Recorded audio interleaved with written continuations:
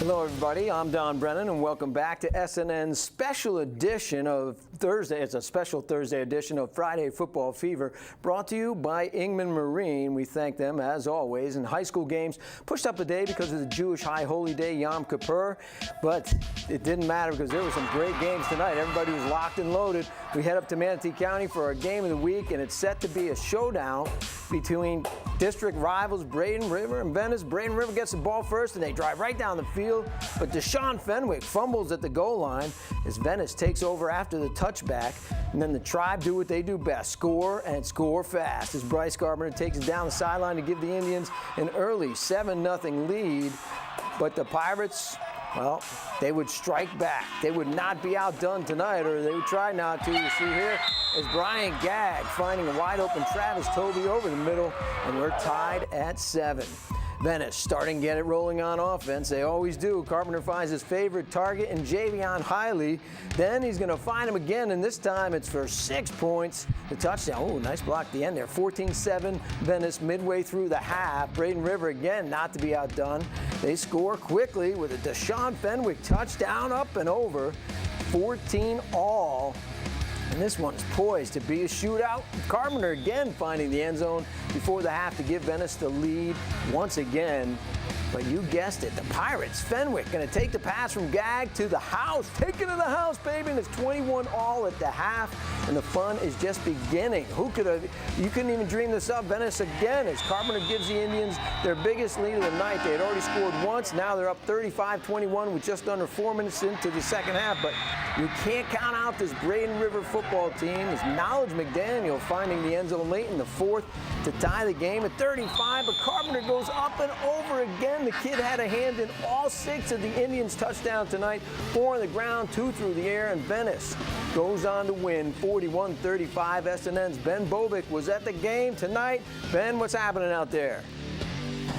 Thanks, Don. What a ball game here tonight in Manatee County. Venice pulls out the W by 6 points, and it lived up to the billing. Game of the week, more like game of the year. I haven't been covering high school football for much, but this is by far the best game I've ever got to cover. I said it before the game, and I'll say it again. Bryce Carpenter had a hand in every single touchdown tonight.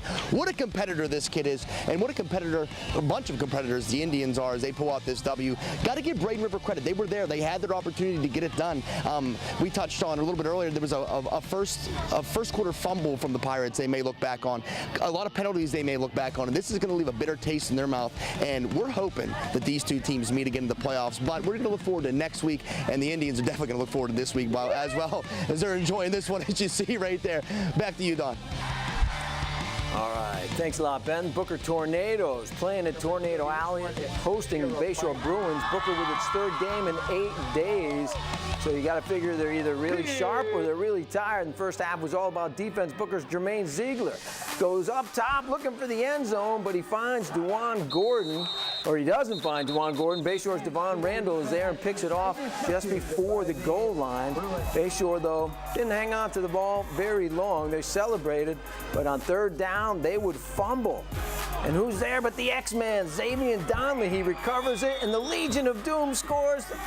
The defense is up 6-0. The Tornadoes, we had tornadic activity tonight. And then Booker at the goal line with less than a minute left in the half. DeJuan Gordon, watch this circus catch, but it's negated by a penalty. No matter. Booker wins it 6-0. We have plenty more highlights.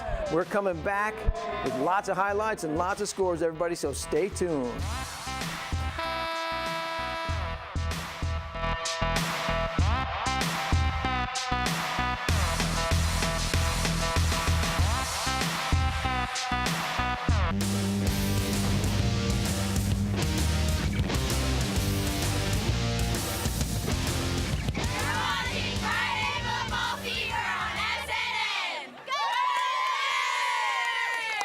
Thanks to the Sarasota cheerleaders there, the Sailors, and I do want to apologize. I was at that game, Palmetto, Sarasota. I got the highlights. We had some great touchdowns in that game, but my SD card was I guess it was, I forget what you call it, but it was no good. I had all the highlights, but we couldn't get it onto the computer, so I apologize. We had some great plays that you're not going to see, but we had some great ones that you will see. Here's the Sarasota Sailors. They played 2 games in 5 days last week, and one of those they had to travel to Georgia for. They hosted the Palmetto Tigers tonight. Palmetto won the toss, but deferred. Sarasota was moving the ball a bit as Tommy Battie on the keeper gets 15 yards. The Tigers, though, their defense would stiffen as they did most of the night.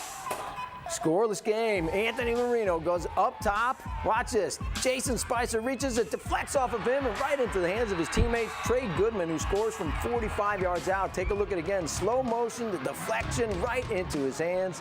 A team effort for the 7-0 Palmetto lead. Palmetto driving again, but David Stieber and Mitch Nguyen slowed down the Tiger train there. Nice hits, but at 14-6, Elijah Davis gonna take a big run, make it first down. As the Palmetto Tigers, they just kept rolling. It was already 14-6 here. And then Elijah Davis with a long run here, gonna set up another touchdown. It was 21-6 going into halftime.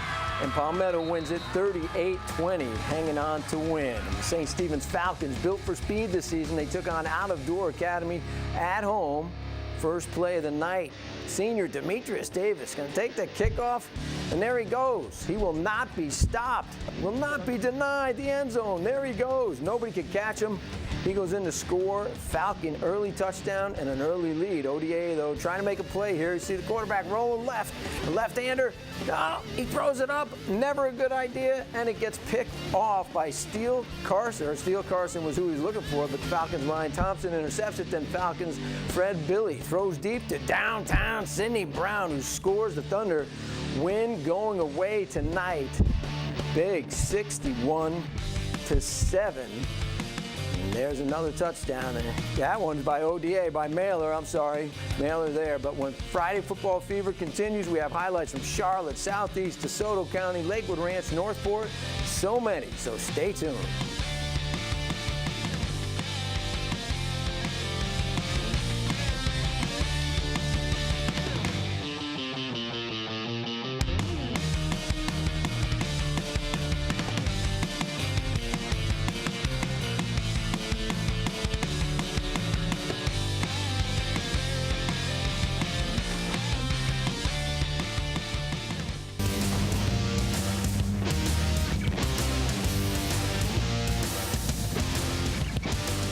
Welcome back to the Fever, everybody. An unbelievable night, not just on the field, but off the field, because Justin Mosley finally promised us no rain, and it came true. So Southeast off a big win over Bayshore in their first full game of the season in week 5, no less. Took them 5 weeks, and they took on DeSoto County at home for their first full home game of the season. Played at Meckley Field in 2017. It was all Seminoles in the first half. Bulldogs send the punting unit out in the high snap, and Jordan Alexis says, look what I found, scoring in the end zone. The first touchdown, the Noles were up 7-0. Then Alex Taylor going to go out for a pass. He's out in the flat, and he takes the pass. There he goes. He goes into the end zone. Watch this, though. He's going to go for the chest bump, but he slips and falls. Oh, no chest bump for Alex. But they are rolling, Southeast is. They didn't trip up much, for sure. Next scoring play, the handoff goes to Latrell Peavy, who had a big game last week against Bayshore. He runs a long way for this touchdown, coming right into your living room, baby. Go, Peavy, go.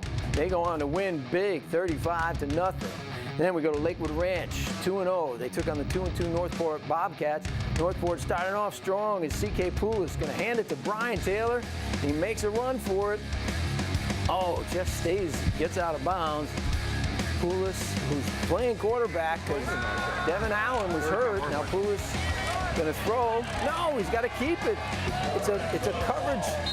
All the coverage was good. He keeps it, and he makes the run inside the 5 yards, gets out of bounds. That led to a field goal for the Bobcats. They had 2 of those on the night, and then Poulos again going to try to throw deep. DJ Bradford is there. Oh, Mustangs, good defense there. Almost had it, but Mustangs. Then Caleb Browner broke it up, and Vinny Meno. They wouldn't let that happen. Then keeping up with Lakewood Ranch. Right there is Justin Curtis. Goes to Chase Sharp for a nice 18-yard catch. Mason Fisher, he's going to use that to his advantage. There he goes. Lakewood Ranch touchdown of the night. Final score, Lakewood Ranch wins it 28-13. They are 3-0 in a big matchup in Port Charlotte. As the Pirates hosted the Red Knights of North Fort Myers, the Pirates hoping to make it 3 in a row over the Red Knights after Devon Keys gets an interception. Well, the Pirates turn it into points as Paul Barnes to TJ Luther, and the kid is fun to watch. We've been watching him since game one. Broke a tackle, goes in for 24 yards. Now 7-6 Port Charlotte in the second after lightning delay. I'm sorry, they worked again. They did it again. Barnes to Luther, 83 yards, 14-6. The Pirates are up. The Red Knights, though, they wouldn't go away either. Luke Smith on the direct snap keeps his balance and goes in for the 19-yard touchdown. North came back from 10 down in the fourth quarter to stun Port Charlotte 27-23. The biggest win of Ernest Graham's coaching career. You remember Ernest Graham, the Bucks, Florida, 27-23, North Fort Myers. And the Charlotte Tarpons lost key players in the big game to Fort Myers while Island Coast struggling. Tarpons already up 9-0, looking for more, and it's Savarian Warren who punches it in from 11 yards out. Charlotte up 16-0. Still in the first, it's Charlotte's Jeremiah Harvey on the sweep, a little cutback. There he goes. He goes in from 21 yards out. His second score of the night. It was all Charlotte Tarpons tonight, 57-0. They win it on the road at Island Coast. And that does it for our show, but here's some scores from around the Suncoast. The away games at 7 o'clock Friday night. You got Cavalry Christian at Cardinal Mooney, Hardee at Lemon Bay, 7:30 Gateway Christian at Braden Christian. Then on Saturday, the big Miami Northwestern Bulls against the IMG Blue Team at 7 o'clock. So make sure you watch all weekend for our highlights, and definitely SNNTV.com for more updates and all the highlights whenever you want to watch them. So thank you so much, ladies and gentlemen, and everybody who worked on the show. We'll see you again next Friday night for Friday Football Fever, and we'll be back, and hopefully no rain, no lightning, no thunder, anything again next week. Thank you, everybody.